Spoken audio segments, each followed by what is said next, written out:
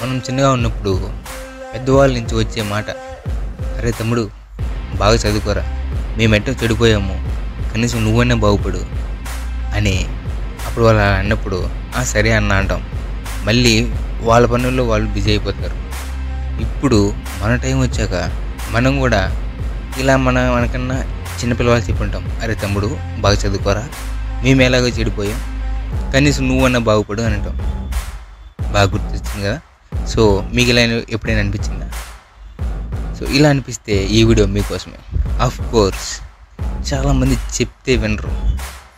మా ఇంటర్వ్యూ చదివేటప్పుడు మాకన్నా ఒక సీనియర్ ఒక అన్న ఉండేవాడు. అన్న ఇలా అంటూ ఉంటాడు, అరే తమ్ముడు మనుషులు చెప్పితే వినర్రా, అనుభవిస్తేనే వింటారు అని అంటాడు అన్న ఎప్పుడు. ఆ మాట నాకు అప్పుడు అర్థం కాలేదు, ఇప్పుడు అర్థమైంది. సో అలాగే మనం ఇప్పుడు చేసి ఫ్యూచర్లో రీగ్రెట్ ఫీల్ అయ్యే విషయాలు ఏంటో ఇప్పుడు చూద్దాం. లాస్ట్ 2 పాయింట్స్ మాత్రం చాలా ఇంపార్టెంట్, అస్సలు మిస్ అవ్వకండి.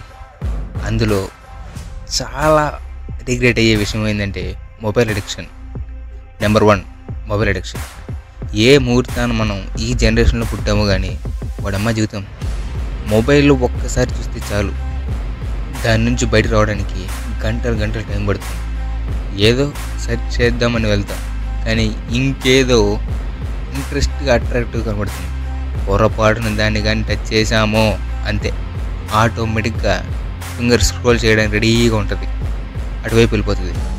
2 మినిట్స్ తర్వాత ఆలోచిస్తే మనం ఏం సెర్చ్ చేయడానికి వచ్చామో కూడా మర్చిపోయి ఉంటాం.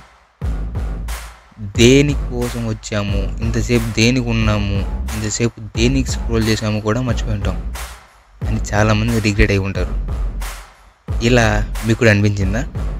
ఇలా మీలో ఎంతమందికి అనిపించింది కామెంట్ చేయండి. ఈ సోషల్ మీడియా అనేది మహాసముద్రం లాంటిది. పైనుంచి చూసి ఆనందపడాలి కానీ, లేదా పడవలో ప్రయాణం చేయాలి కానీ, అందులో కానీ దానిలో నుంచి దూకాలి, అందులో ఈత కొట్టాలి, ఈ ఒడ్డు నుంచి ఆ ఒడ్డుకి చేరాలి అని మాత్రం అనుకోకూడదు. మొబైల్ అడిక్షన్ ఎంత డేంజర్ అంటే మీకు నాలెడ్జ్ ఎంత కావాలంటే అంత ఇస్తుంది, మీరు మంచిగా వాడితే. కానీ టైంపాస్కి వాడితే మాత్రం గుర్తుపెట్టుకోండి, సోషల్ మీడియా 2 వైపుల పదును ఉన్న కత్తి లాంటిది. అదేంటో కానీ చిన్నపిల్లవాడి నుంచి పెద్దవాళ్ళ వరకు అన్నం కూడా ప్రశాంతంగా తినరు. అప్పుడు కూడా ఫోన్ ఒక పక్క పెట్టి చూస్తూ మరోవైపు తింటూ ఉంటారు. అసలు ఫుడ్ కూడా ప్రశాంతంగా తినరు. ఆ ఫుడ్కి కూడా స్నాప్ ఒకటి, అది కూడా స్నాప్ తీసి పెట్టాలా అంటే మనం ఏమి తిన్నామో కూడా వేరే వాళ్ళు తెలియాలి, లేకపోతే తిన్నట్టు ఉండదు. మరి వేరే లోకంలో జీవిస్తున్నామా?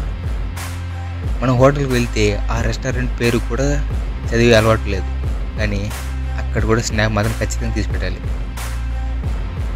అమ్మ నాన్న పక్కన ఉన్నా కానీ మొబైల్కి ఇచ్చే ఇంపార్టెన్స్ అమ్మ నాన్నకి ఇవ్వలేకపోతున్నారు, అంతలా ఫోన్కి అడిక్ట్ అయిపోయారు. ఇంకో దారుణం ఏంటంటే మూవీ పేరు తెలియకుండా మూవీ చూస్తున్నారు, అది ఇంకో లెవెల్. అది ఎందుకన్నా అలా చేస్తున్నావు అంటే, అరే టైంపాస్ తమ్ముడు అంట. అరే వాళ్ళ ఫోన్, వాళ్ళ డేటా, వాళ్ళ ఇష్టం, నీకెందుకు రాబాయ్ అంటే నాకేం నష్టం లేదు. ఒక్క 50-60 ఏజ్ వచ్చాక వెనక్కి తిరిగి చూసుకుంటే నువ్వు లైఫ్లో ఏమి పీకవరా అంటే మనకు గుర్తు వచ్చే ఒకే ఒక్క థాట్, చేతిలో ఫోను, అందులో రీల్స్. ఎంత లైఫ్ మిస్ అయిపోతున్నాం అని ఫ్యూచర్లో బాధపడతారు. ఫ్యామిలీతో టైం స్పెండ్ చేయడానికి టైం ఉండదు, ఫ్రెండ్స్తో ముచ్చట్లాడడానికి టైం ఉండదు, టూర్స్, ప్లాన్స్, పక్కింటి వాళ్ళు, పిల్లలు, పలకరింపు, ఆప్యాయతలు ఇవేవి ఉండవు. ఒకే ఒకటి మాత్రమే, reels scrolling, social media using. మీరు పోయేటప్పుడు మీకు ఇవన్నీ గుర్తొస్తాయి. అప్పుడు రిగ్రెట్ అయినా కూడా no use. Second regret, phone addiction.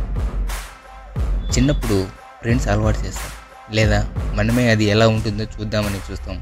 ఒక్కసారి ట్రై చేస్తామా, ఫస్ట్లో వింతగా ఉంటుంది, సెకండ్ టైం వింతగా ఉంటుంది, థర్డ్ టైం ఇంకా ఏదో కావాలనిపిస్తుంది, ఫోర్త్ టైం ఇంతకు మించి కావాలనిపిస్తుంది.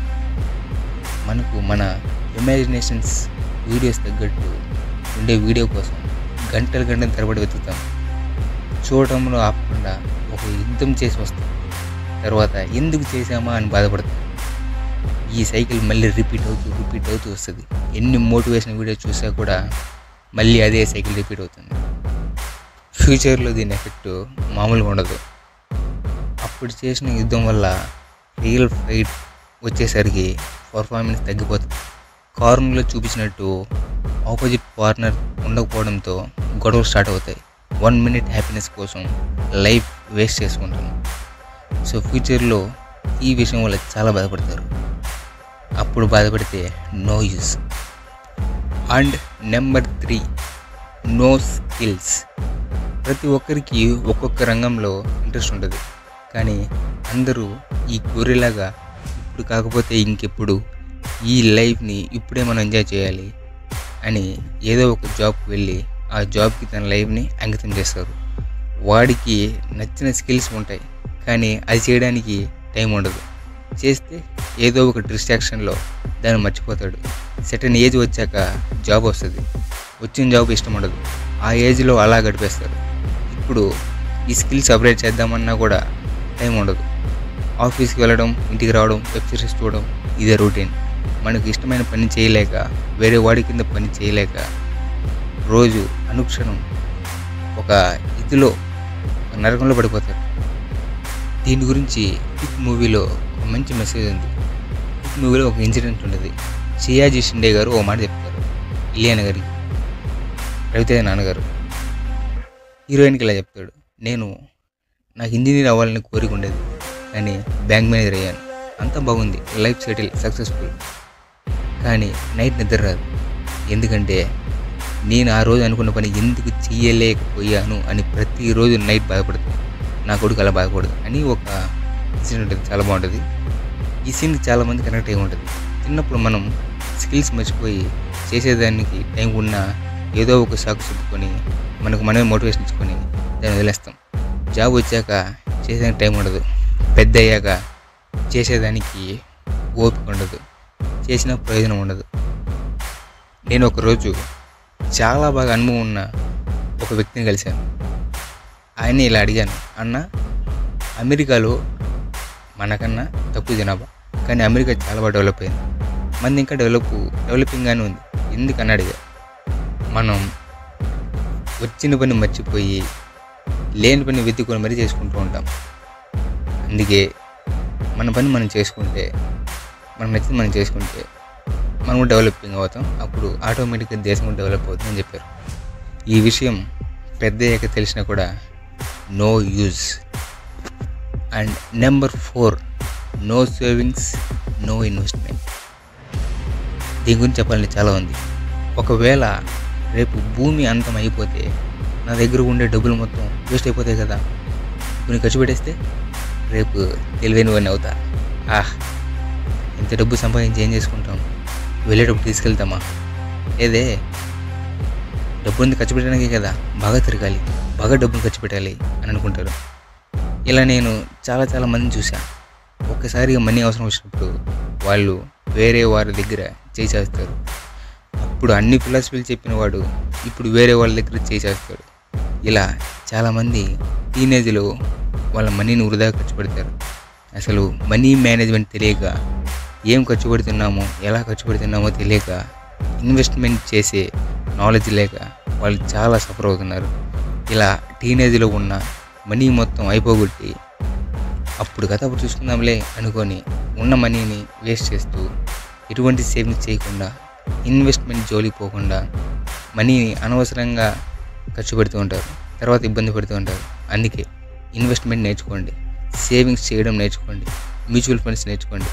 మీకు వచ్చిన శాలరీని 50-30-20 రూల్ ప్రకారం చేయండి.